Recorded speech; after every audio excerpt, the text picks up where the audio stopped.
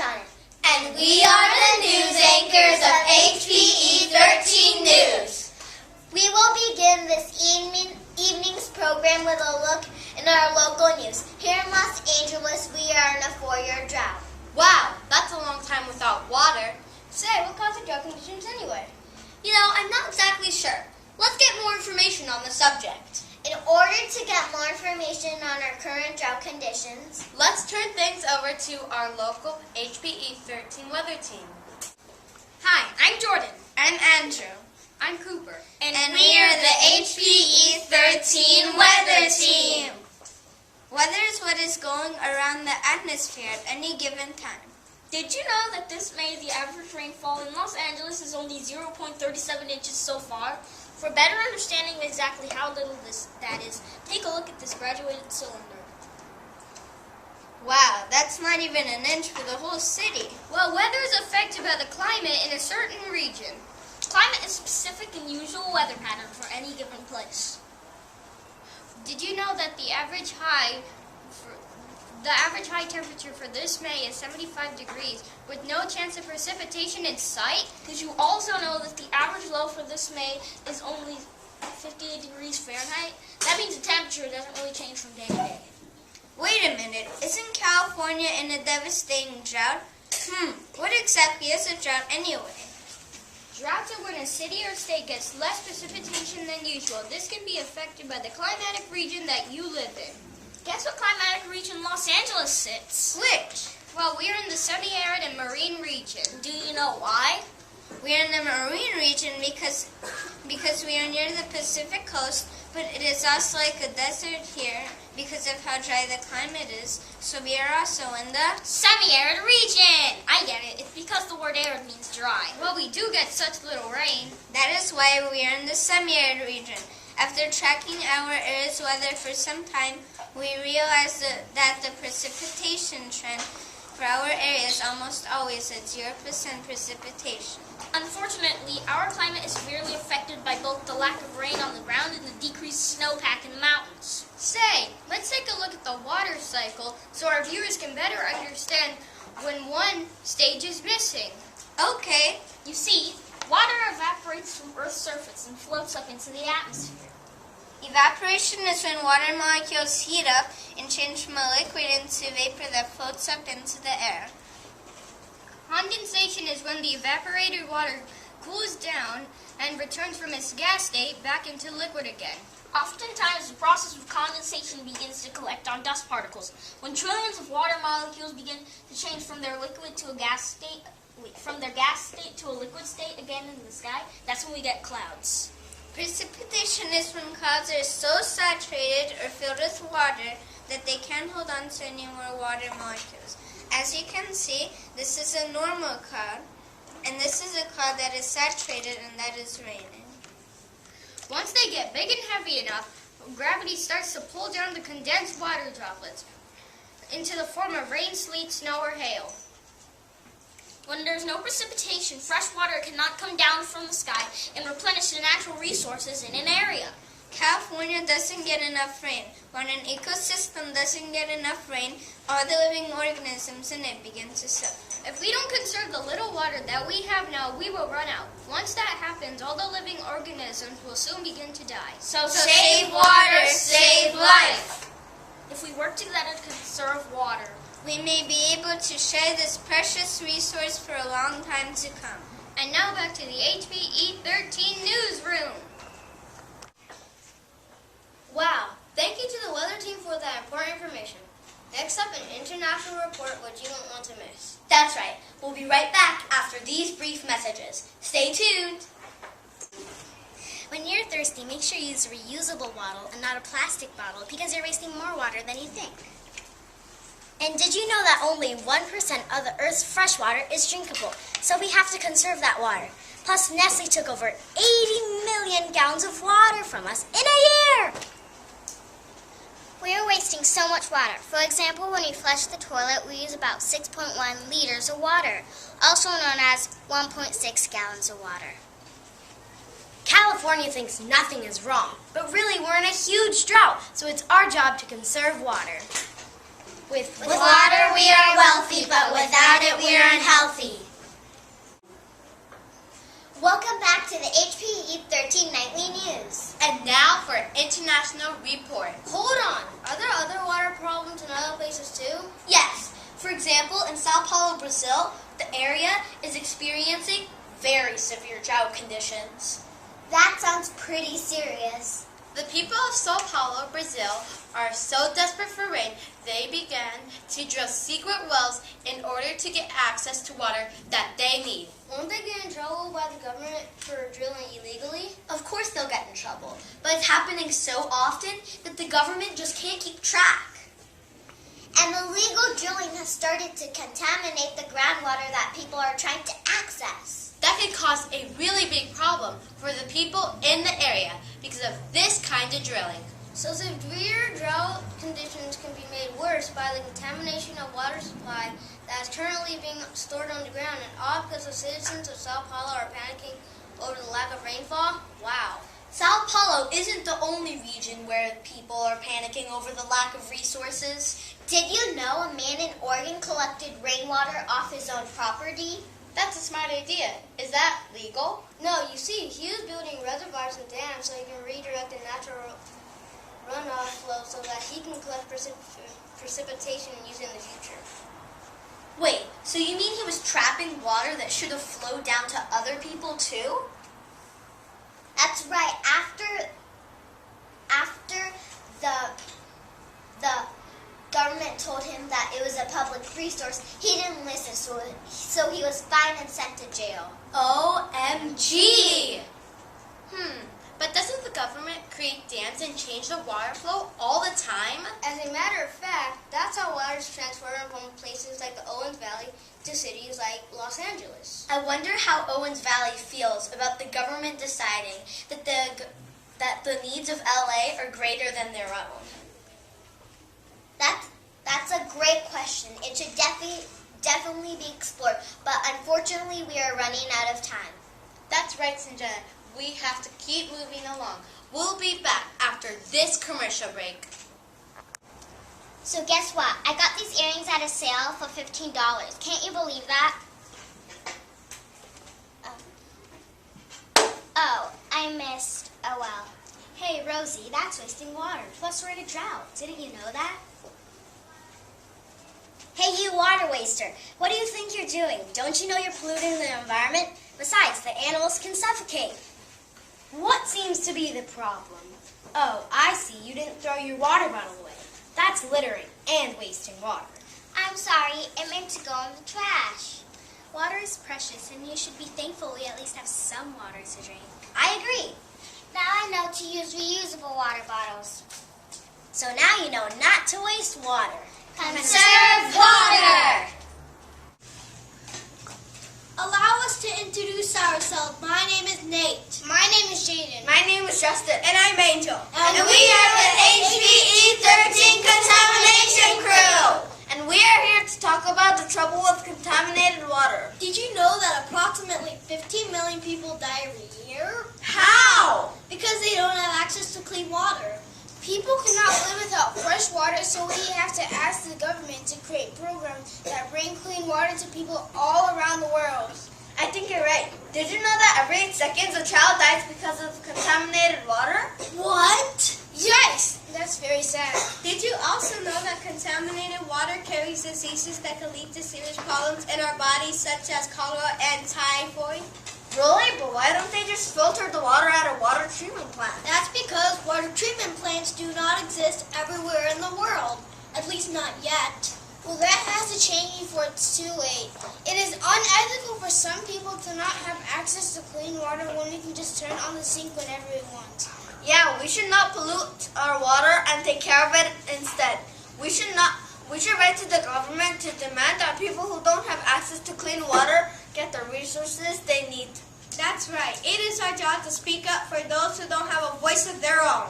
You know what? We could write to Governor Jerry Brown. That's a great idea. We can send him a letter. And you can mail your letter to Governor Jerry Brown, care of State Capitol, Suite 1173, Sacramento, California, 95814. You can also visit his website at www.gov.ca.gov. You can also contact other California politicians like Senators Dianne Feinstein and Barbara Boxer through their websites too. Just go to feinstein.senate and boxer.senate.gov. You can even visit President Obama's website by going to www.whitehouse.gov.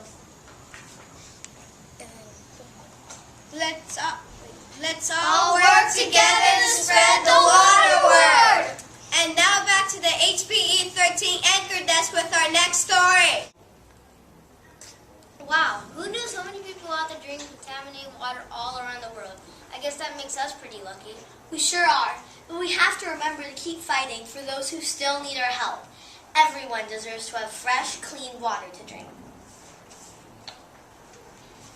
Let's check in with our sports team to get a spin on the water crisis. Welcome to Sports on HPE 13 with Spencer, Patrick, Jay, and Brandon. did you know that it takes 50,000 liters of water to water one soccer field one time? Really? So that means it takes about 150,000 liters of water to water a soccer field 3 times a week. I didn't know that. Wow, that's amazing. Well, that's what we're here for. Did you know that to fill your pool for the summer, it takes between 12,000 to 15,000 gallons of water to fill a pool?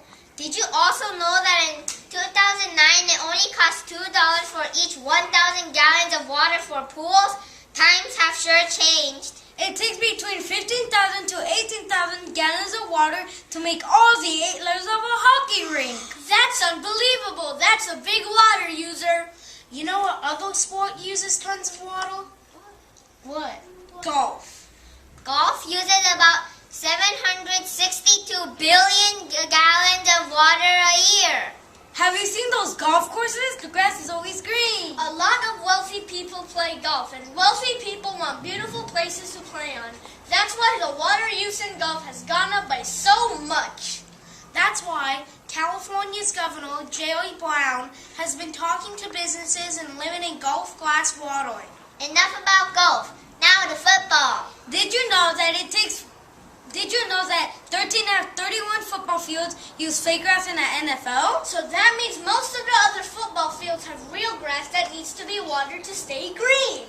Wow, football stadiums use lots of water, and that's not even including the water bottles they sell each game. Speaking about a lot of water, did you hear about the hockey game in January of 2014? I did. It was between the LA Kings and the Anaheim Ducks. Yeah, but did you hear the Dodger Stadium created a temporary ice rink just for this event, and that the rink took 20,000 gallons of water to make?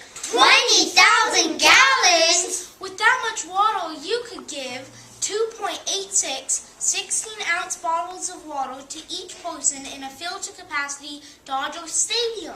That's 56,000 people.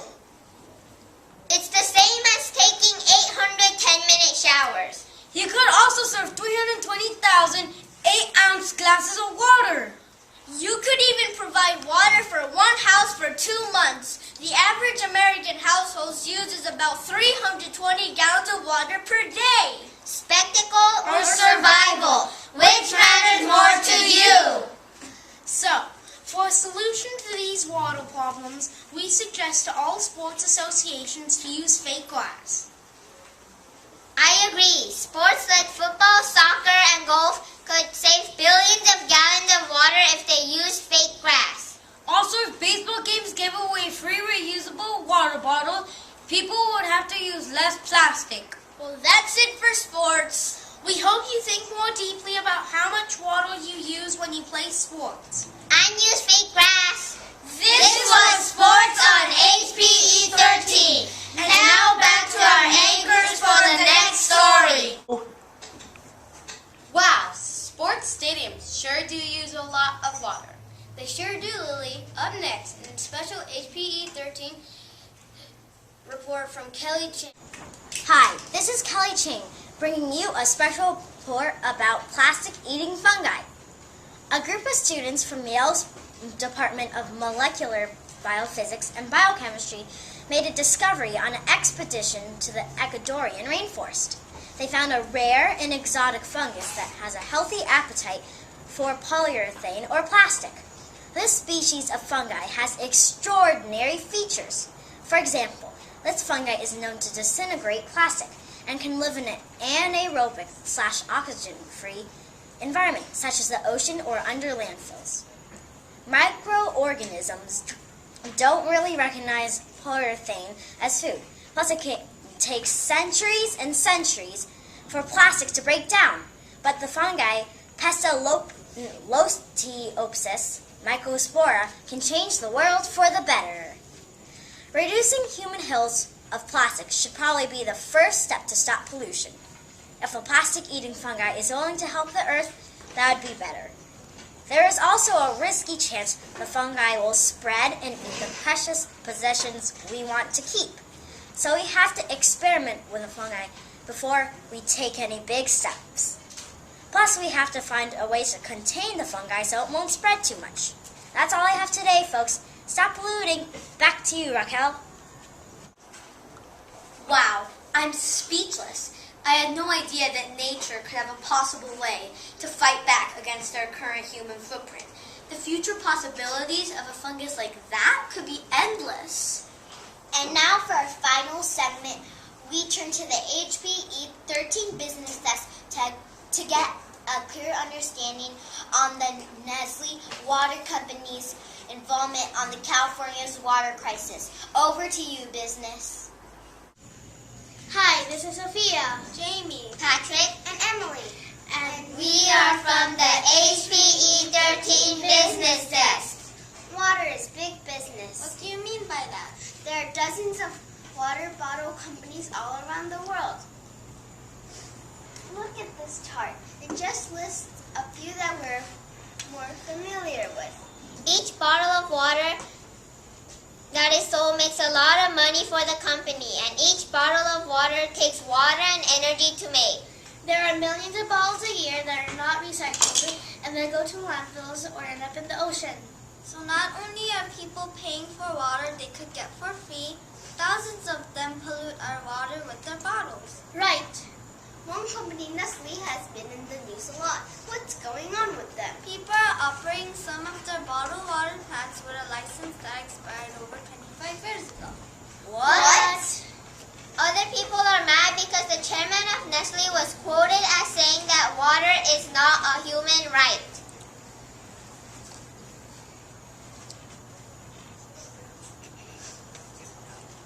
You know, he says that's not what he meant, so I'm not sure what he means. The Desert Storm reported that Nestle took out 750 acre-feet or 244 million gallons of water per year from California. That makes people mad because California is in a serious drought. And they not only take California's water, but they sell it back to people in California. That makes no sense. Why do people buy bottled water in the first place? You can get it free from the tap. Many people buy it for convenience, but bottled water companies start creating a need for bottled waters by convincing thousands and millions of people that tap water was unsafe. Oh, and they thought that bottled water was fresher, cleaner, and better, and that people will be healthier if they bought bottled water. Why would they do that? Nestle takes... So they could make lots of money by selling something that is basically free. But it is convenient to have bottled water sometimes. Sure, it is, but... Sure it is. Instead of bottled water, buy a reusable water or container to carry your water in. That way, not only are you getting your water from the tap, but you're helping by not buying more plastic, which creates the need for plastic, and helping the pollution problem too. What else can we do besides conserving and recycling? companies like Nestle that takes California's water and sells it back to us. We can also refuse to buy any bottled water. What's a boycott? A boycott is when you don't buy products or services from a company that you think is doing something wrong. We can definitely boycott companies like Nestle and other bottled water companies. Water is definitely big business. We need to think about why we have to think carefully about why we buy water, Who has the rights for water? And how people all over the world have clean, fresh water to drink without having to pay for it. Back to you, naysayers. That sounds like we have to continue to spread the word about corrupt corporate behavior so that everybody knows that their water rights are being threatened. Agreed. That's all for tonight. Tune in next time on A Look at Milk and how some school children are being forced to pollute against their own will. This is the HPE 13 News Anchor Desk saying good night and be water wise.